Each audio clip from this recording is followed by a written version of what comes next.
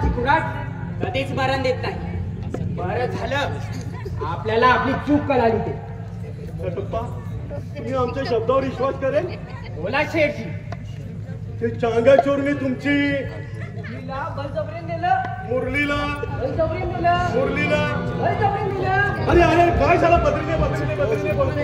अरे आम्ही शाळा ते मुरलीला बोलते आणि तू शाळा ते बद्रीला बोलते. पच्ची तुमच्या बद्रीला.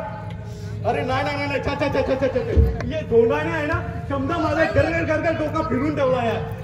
अरे तुमच्या त्या मुरलीला आहे ना ते चांगा चोरनी नाही जात होता तरी पण बळजबरीने पळवून नेला.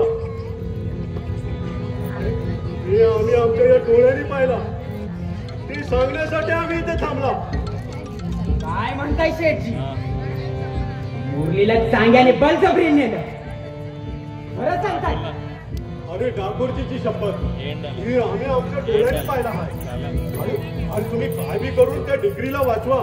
कारण ते बदमाश माणूस आहे ना ते बदमाश म्हणून तिला काय बी करून मारून टाकेल. अखेर त्या बदमाशाची इथपर्यंत मजल. काही हरकत नाही. धोंडीराम आताच्या आता वाघ घरी जाऊन चांग्याच्या गुहेवर आमचा येण्याचा निर्णय द्या.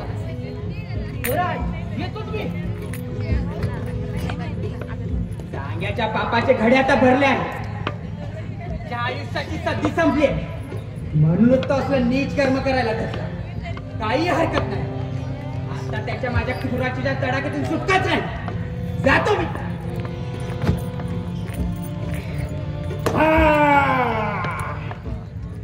आता आम्ही समजा बराबर करेल.